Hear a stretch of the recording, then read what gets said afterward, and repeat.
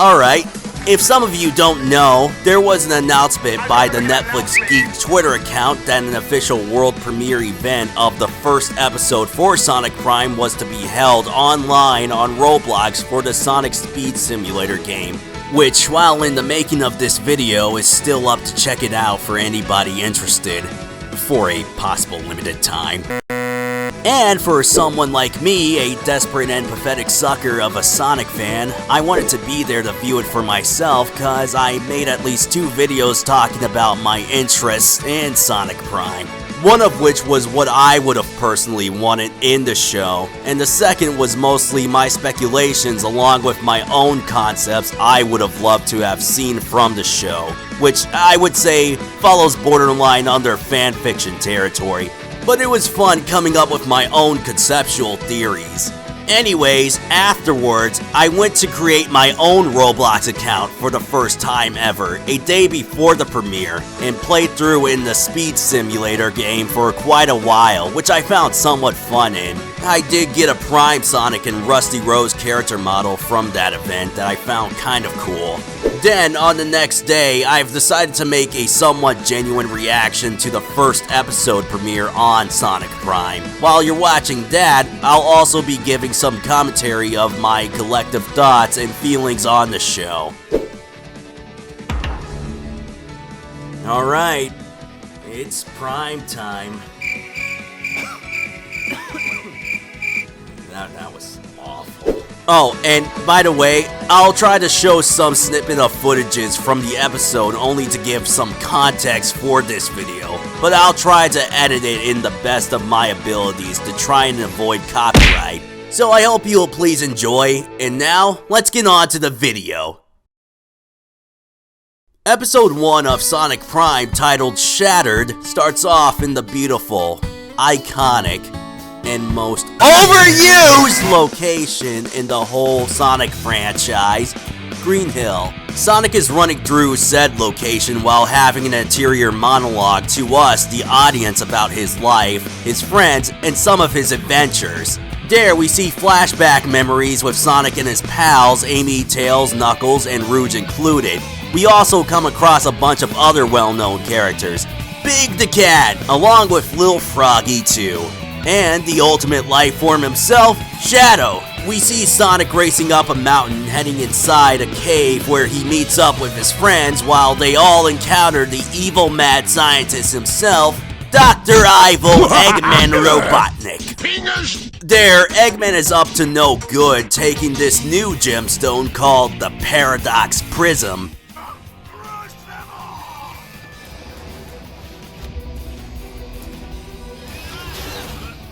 Grounder, Buzz Bombers, Caterkiller, and oh, he didn't even lose rings.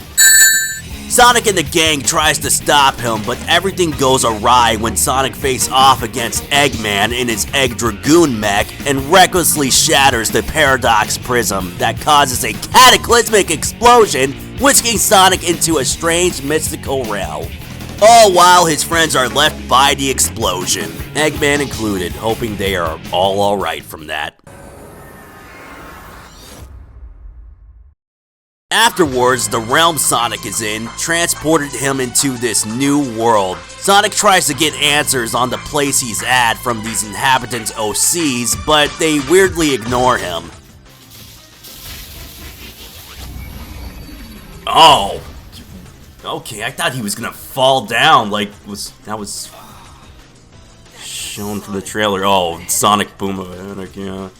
I guess you and some of the fan base would have thought that.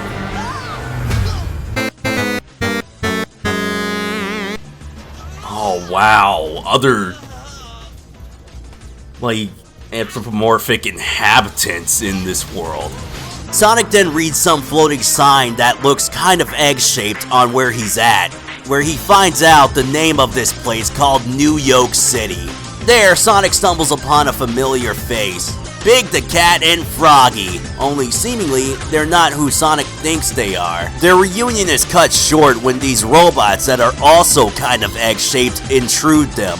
big, and every OC citizens run away in fear while these egg-shaped robots tell Sonic he'll basically be taken under arrest for violation of being an unidentified citizen.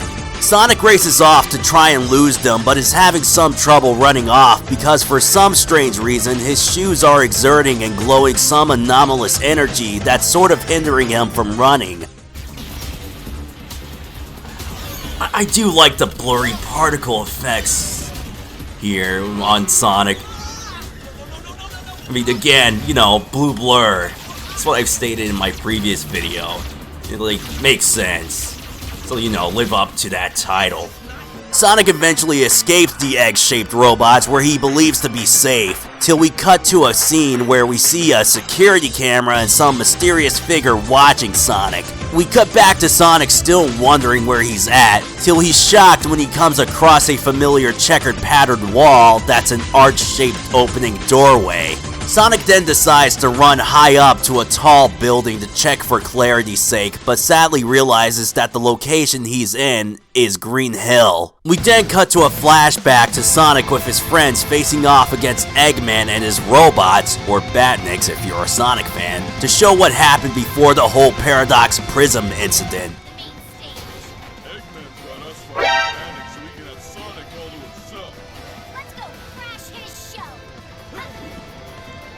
That's Knuckles' voice. Not really the kind of voice I would have imagined for him. While Sonic, Amy, and Knuckles are fighting Eggman and his Batniks, Tails, flying on his tornado, tries to warn Sonic that Eggman wants to lure him into a trap. Bring it, I break it, Eggman. That's the game, and I'm still the undefeated numero uno. Oh, that was awesome. That breakdance that Sonic did. But this doesn't get across to Sonic, and the fight finally ends with Sonic destroying Eggman's other mech, the Egg Crusher, at the same time nearly creating a gigantic nuclear explosion-like wave that thankfully didn't hurt or kill anybody, but made a huge crack on a mountain that Eggman and Sonic were fighting on.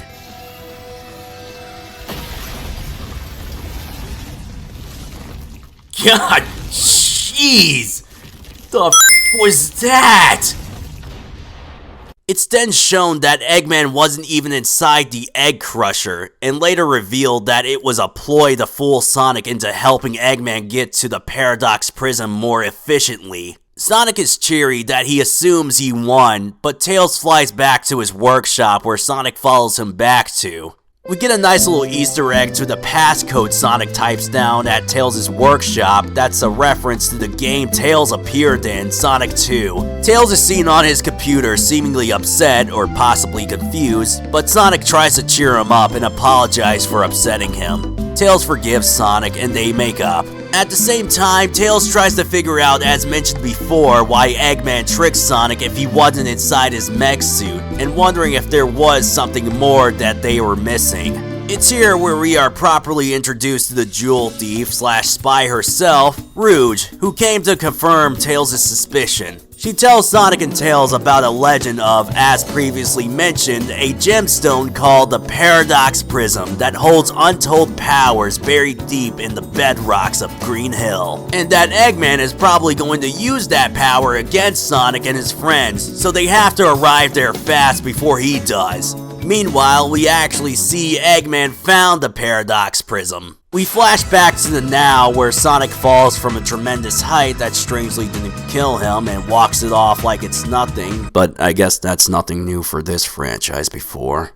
There, Sonic sees Eggman's signature and realizes Eggman finally won and took over Green Hill, and possibly the rest of the world. After his shocking revelation, more of the egg-shaped Batniks chases after Sonic, and he tries to evade them. We cut back again to the same mysterious figure watching Sonic on a security camera, along with another weirdly familiar egg-shaped figure who are both trying to gather info about Sonic but are left puzzled about his whereabouts. Cut back to Sonic while he was running away was ambushed by what looks like a giant robotic egg-shaped mech that mixed with an electronic game toy, Simon.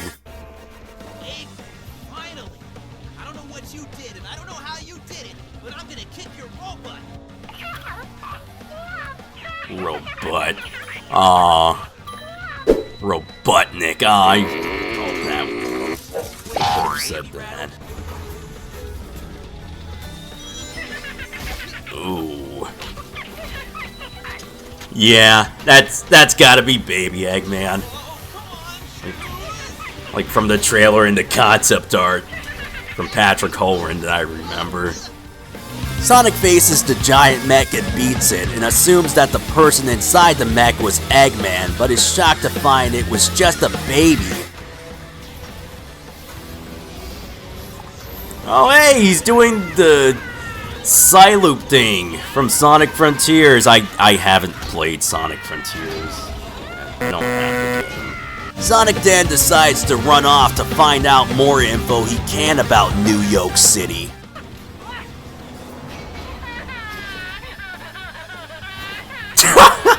Just backhand smacked. There we see Rouge and Knuckles? There, they've been spying on Sonic, talking about how they should follow and keep an eye on him. We get back to Sonic, who's finally in the clear from being captured by the stated in the show, the Egg Forcers, and escapes inside this world's equivalent of a train station. It's there when Sonic finds another familiar yellow face in the crowd of the OCs, Tails. Sonic follows him where he eventually finds his secret base, and he tries to confront his yellow buddy.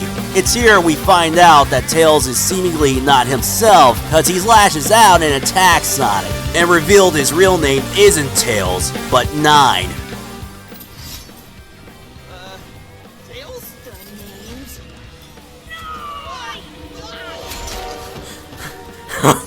What? What do you want? Who's sick? 9? Oh, wow. Okay, this was gonna be the whole thing with Tails. The whole 9 Tails thing that he had. I'm guessing to reference a Kitsune, a fox with 9 tails. Like from the concept art from Patrick Holland. I'm guessing this is the finalized. This is the finalized version that finally worked into. We get a Tails and Sonic fight scene at the train station, but ends with Sonic saving, well, Nine's life from being hit by a train. Nine is confused and asks Sonic why he saved him, and Sonic explains their history of being friends. We get a backstory on Nine's history, saying he and this world Sonic is in never had friends. Sonic is both taken aback by this and confused at the same time. Best friends. This has to ring a bell. I really love the expressions that they're putting on Sonic here. Little fox doing happy, brainy little fox things.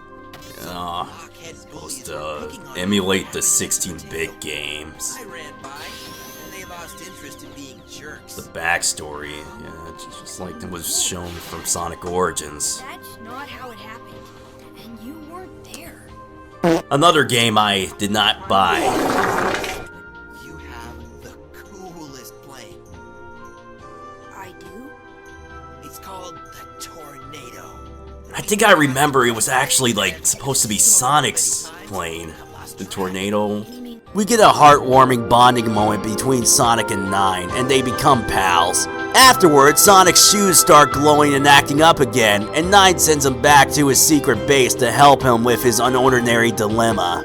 Nine gives Sonic these metal-like things on his gloves and shoes to tame whatever is happening to Sonic. This causes Sonic's gloves and shoes to transform and change differently. After that, Sonic then decides to give his new kicks a test drive and heads back outside in New York City. Nine tries to warn Sonic to keep a low profile, but Sonic doesn't listen, and they get caught by the baby in the egg-shaped mech and the Egg Forces, and get sent to their fortress where Sonic and Nine are trapped in. There, it's finally revealed that the mysterious figure that was watching Sonic was Amy, but just like Nine, goes by a different alias, named Rusty Rose.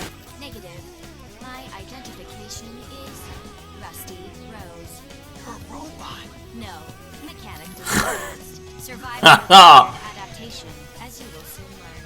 Does roboticization exist in this world? She's talking. That... You will need all the bread. We're also revealed to the other shadowy figures that are a bunch of Eggmans. Dr. Dunnit, Dr. Deep, Dr. Don't, Babbles, and Mr. Dr. Eggman. Yes, these are really their names. Together, they are a formed group called the Chaos Council. Dr. Dunnit. So that isn't Eggman Nega. Ah, man, there goes that. There goes my theory on that. Rusty and the council decides to make Sonic overgo a torture testing chamber to analyze him to gain more info about the blue streak. Well, more so, Rusty suggested it, and the council more so put a vote on it. And threatened Sonic if he doesn't comply, 9 will get hurt. And we see Sonic going through all the torture testing and overcoming all of them.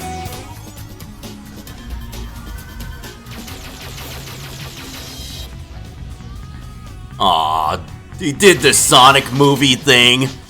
They finally decide to put Sonic through a hamster ball with spiked balls bouncing around everywhere to get conclusive results on him.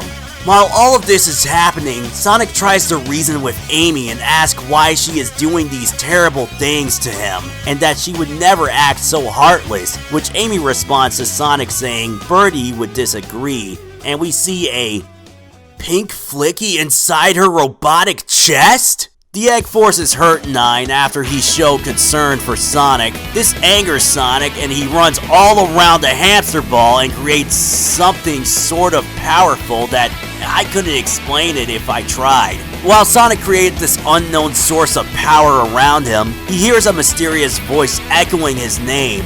Afterwards, we then get glimpses of flashbacks on Sonic and the others before the whole ordeal with the Paradox Prism. We cut back to see Sonic along with his friends back at Green Hill on top of the loop-de-loop, planning on interrogating the mountain where they fought Eggman and his Batniks at. Sonic then rashly leaves the gang behind to meet up with them later. We see Amy, Tails, and Knuckles flying on the plane, the Tornado, while Rouge is flying beside them at the mountain site before Sonic, where they see a lot of Eggman's robots. They all decide to go in to investigate what's up without Sonic. We then get back to Sonic running around in Green Hill again, racing back to his friends right before he grabs a couple of rings first, of course. While that, we see Shadow the Hedgehog running or skating towards Sonic's exact location, and he straight out just sucker punched Sonic, and the episode ends.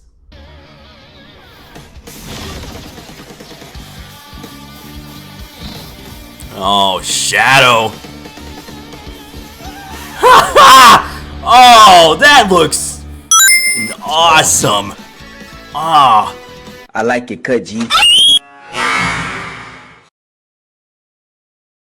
So, that was the first episode of Sonic Prime, and I'm not going to lie, I loved it.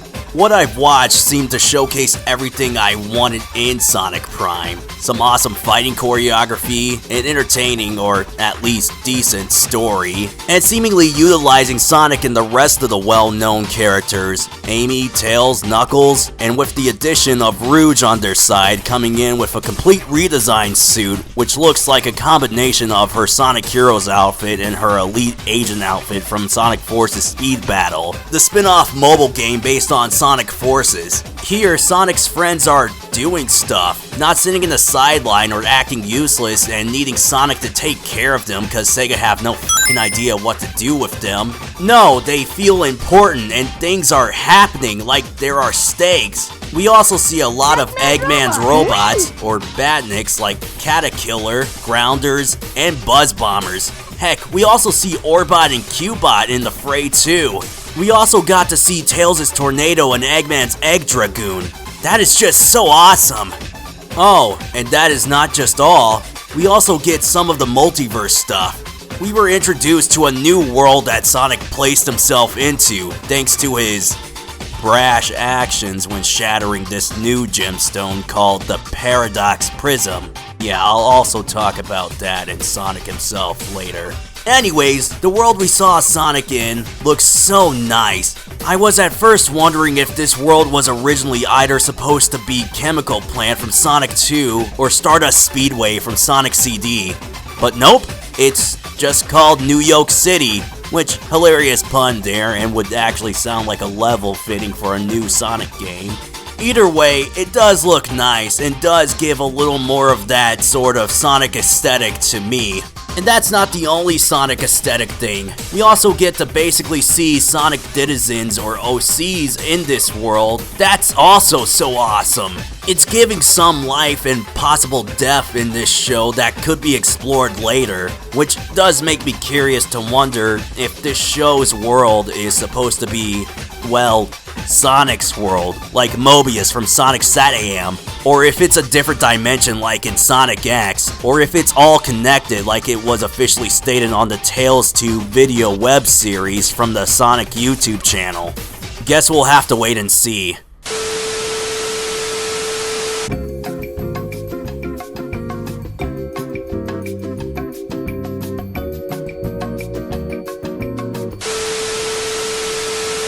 The animation is marvelous to look at, and while I do think the models of the characters do kind of look plastic or Play-Doh-like, as if it's something from Fortnite, I can't get by that, cause everything is worked around that for me. Some of the texture details on the characters and location, while basic looking, does look somewhat appealing. Every character feels like they have motion for every frame of movement they make. Like there's a flow to everything, squash and stretch, smearing, etc. The visuals and look of the environment like Green Hill, despite how much it's been overused, New York City, and possibly more from the official trailer that I've seen when the show releases, is eye candy. Including the whole Shatterverse effect, when Sonic was traveling through to another dimension, is stellar to look at. Yeah, personally speaking, I would possibly dare say that this animation runs circles around Sonic Boom, the TV show, as well as Sonic Team and Sega's in-game cutscene and animations. Which, yeah, at the time might have been impressive from like 2008 through 2011, but continuing onwards, and I guess including now recently, the animations in Sonic games from Sonic Team have felt kind of limiting. Characters feeling stiff, obviously reusing animation assets that kind of feels a little cheap, etc, etc. Prime's kind of animation seems a little similar to Sonic Boom, Rise of Lyric, or the Sonic Riders duology kind of cutscene animations. And yeah, while I am fully aware that Rise of Lyric is awful, when you ignore all of its bugs and glitches and look back to that game's animations compared to Colors, Generations, Lost World, Forces, and from some cutscene footage I've seen from the game, even Frontiers, it actually felt like the people on that game tried a little more than the people who owns the IP. The characters themselves, I felt, is kind of the best representation of the cast we've gotten. Sonic feels a little bit like the carefree, adventure-loving, taking action, energetic, cocky when he needs to be, and somewhat serious when a situation calls for it kind of character I love more than he is in the games. And no, I haven't played Sonic Frontiers or seen the overall story of how Sonic's characterization was handled in there. Reason is because I'm saving money so that I can work off to earn more. But I have heard some murmurings about some slight improvement to it. Amy feels a little more independent when she needs to be. Knuckles is not an idiot like he's been previously portrayed. Rouge is dainty but fierce, and Tails actually feels in character and isn't being a little bit. Yeah, I loved most of the characterization here in Prime, including some of their new multiverse counterpart in New York City. Tails, or Nine as he's called, characterization in this dystopian dimension almost nearly reminded me of Miles, his alternate dimension self from the Archie Sonic comic series, mixed with a little bit of Gizmo from Teen Titans and Dr. Octopus from the Spider-Man series, mostly because of the extra set of robotic tails he has that he uses to walk with and attack people which I'll talk about that later on. I don't think I could really say much of the other alternate dystopian version of Rouge, Knuckles, and Amy because, well, they weren't really the main focus of this two-parter conjoined episode. But I do kind of like their designs in here. Like, Tails is wearing clothes, both shirt and pants, which is kind of surreal to see for a male Sonic character because they don't usually give any male Sonic characters any form of clothing, just making them complete nudists. But Tails looks kind of sick and bad here with some of his 7 robotic looking tails that reminds me of the concept art of him by artist Patrick Horan. Rouge is quite fine. She seems to more embody her whole government agent thing that was originally her occupation back then. And Amy, whew boy, what did they do to you? Amy's design looks kind of metal as and I don't mean just literally. She seems to have gotten the Sonic Boom treatment as Sonic did, cause they given her a complete growth spurt, and half her body is almost robotic, which I do have a feeling there will be a narrative reason for the way Ames is the way she is. But to me, personally, and I'm certain some other Sonic fans tried theorizing, is if maybe roboticization exists in this show's world. For some that are confused, I will explain. Roboticization was a transformation process that turned every living organism into a robotic entity in Sonic's other classic cartoon show, Sonic Sat-AM.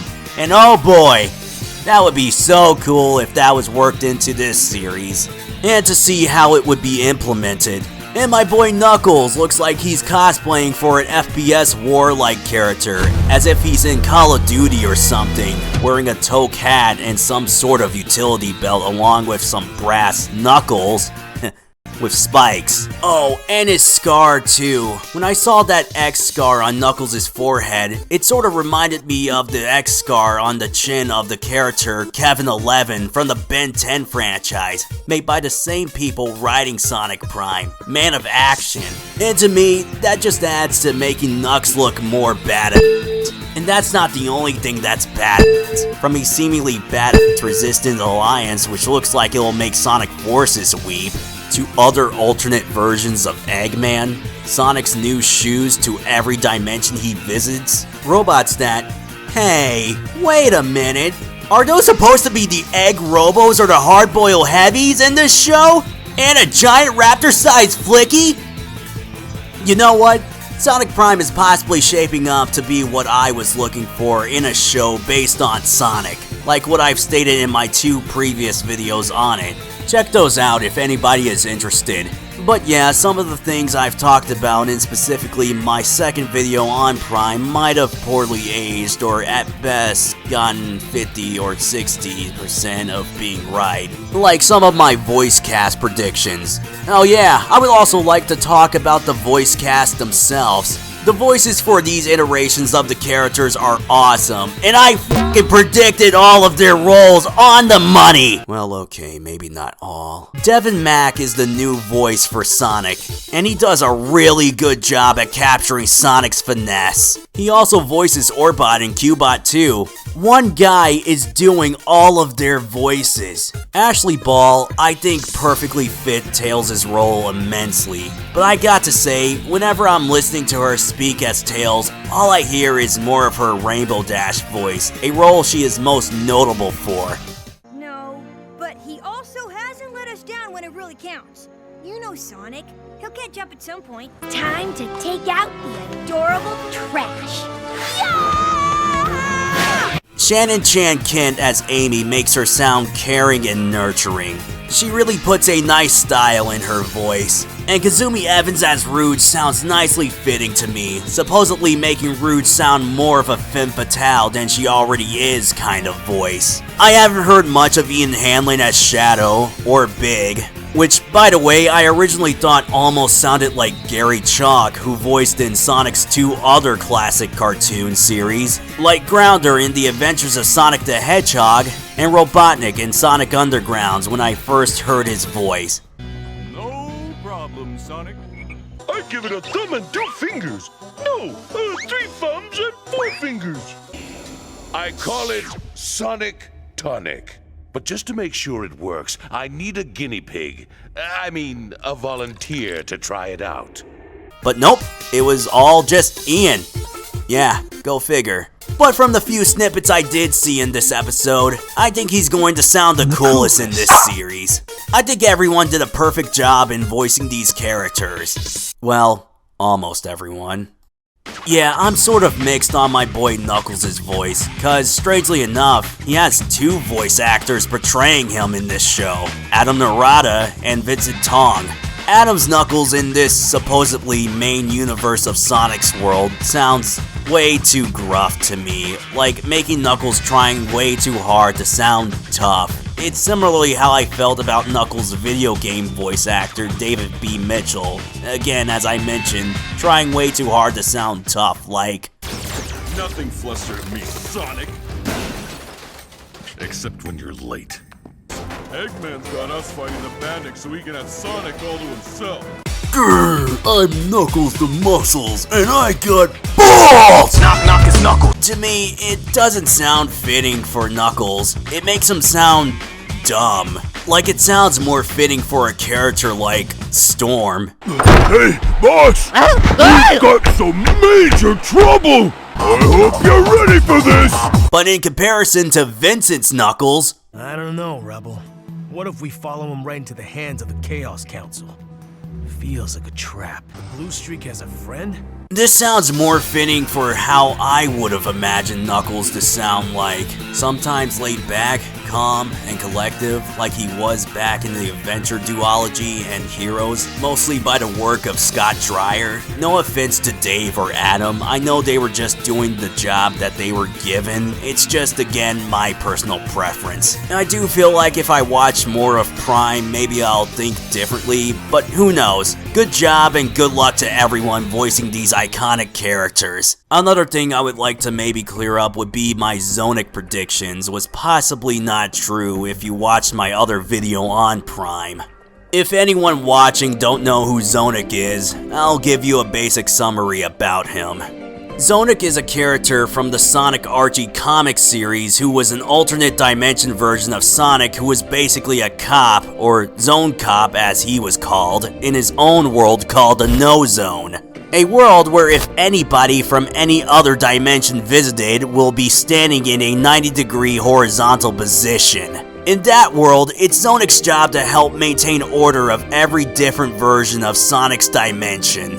Heck, he even called Sonic, that would later ironically be the same name of this show, Sonic Prime, in one of the comic series. So with that knowledge, the reason I say possibly, because I've come to find out on Twitter that the creator of Zonic, Dan Slott, who I've talked about in my previous video on Sonic Prime, stated that he would basically be all down for Sega to use him in any form of media. Now, am I saying that this is a complete guarantee that Zonic will appear in Sonic Prime? No. But it's also still up in the air he could still make an appearance. And I mean, hey, why not? I guess that leaves me to give my own negative feelings on Sonic Prime.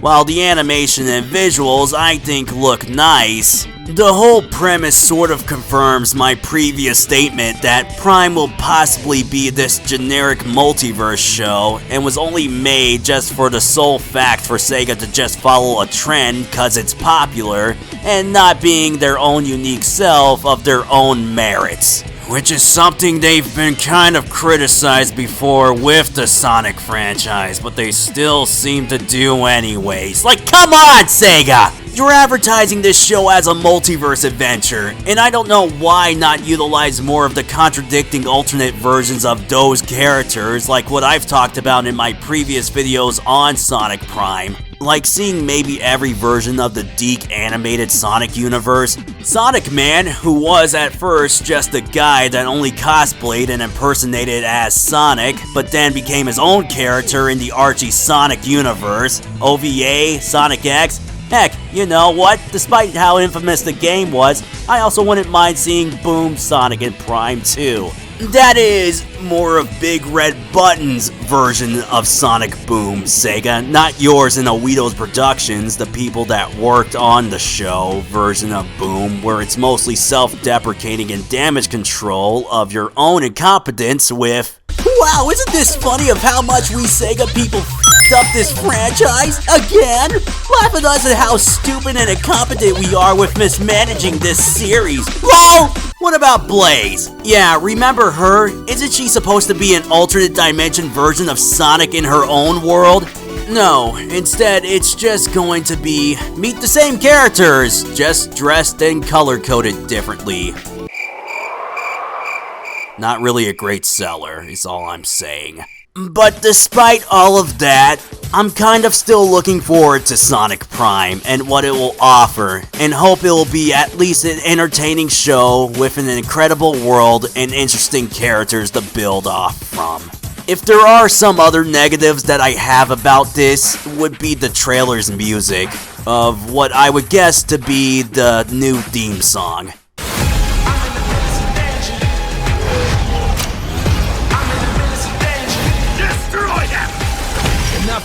It's not bad, but not really what I would have gone for. Some sort of trap-sounding kind of music. I would have personally preferred more of a rock and roll sounding tune, similarly to the sounds of Crush 40, who has done most of the music for the Sonic franchise. Maybe something like Generator Rex, another Man of Action show. Like, listen to Generator Rex's theme and tell me this kind of music wouldn't fit for Sonic, or probably this show. So make way to start the revolution. Make way, we're gonna have fun tonight. Make way to start the revolution. So make way. So make way to start a revolution. Make way to start a revolution. So make way. This new gemstone, the Paradox Prism. I'm hoping this will not be just something like the Phantom Ruby, like from Sonic Forces, where it has barely no explanation and was just slapdash in just cause. Speaking of gems, I'm also curious if the Chaos Emeralds will be in this series. That would be awesome to see Super Sonic 2. I mean, you just can't have a Sonic series involved with Shadow and Knuckles without acknowledging the Chaos Emeralds. Well, with the exception of Sonic Boom, but...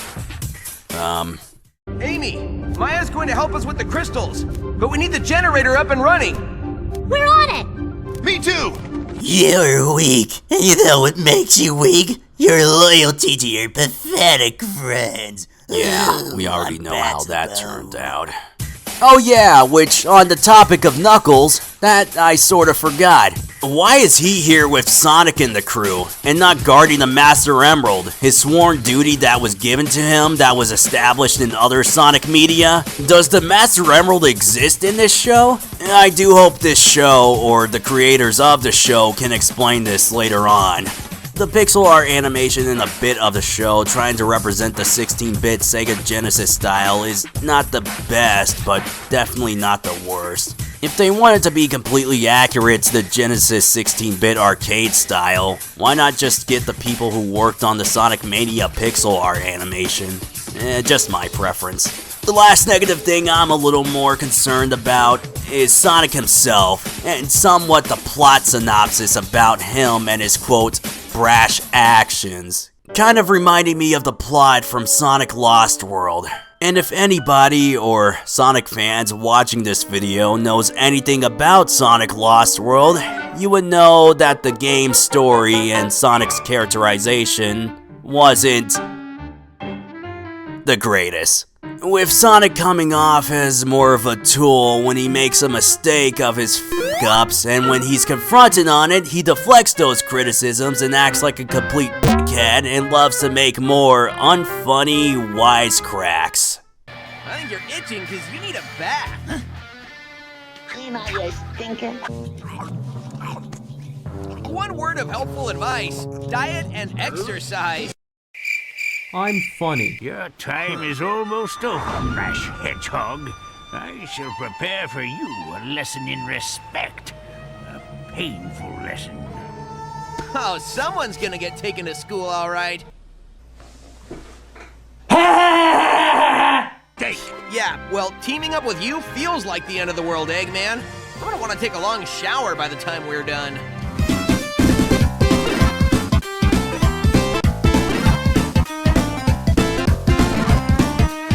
Whoa, overcompensate much?